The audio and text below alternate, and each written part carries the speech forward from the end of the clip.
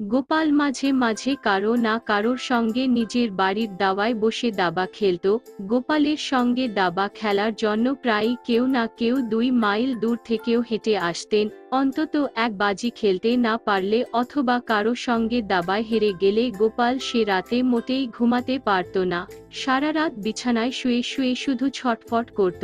দাবা খেলায় ভীষণ নেশা গোপালের, বলতে গেলে দাবা খেলার সময় গোপাল বাহ্যজ্ঞানী হারিয়ে ফেলত।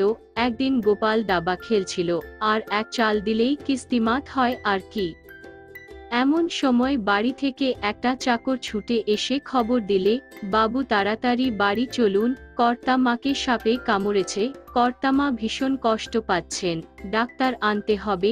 গোপাল তখন দাবার নেশায় এমনই মত্ত যে চাল দিতে দিতে চাকরকে বললে, কাদের সাপ, কার হুকুমে কর্তা মাকে কামড়াল, সাপটার বিরুদ্ধে রাজার দরবারে নালিশ ঠুকে দিয়ে এখনই ছুটে চলে যা, একটু পরেই আমি যাচ্ছি। চাকর বেচারা কর্তাবাবুর কথা শুনে হ্যাঁ করে দাঁড়িয়ে রইল।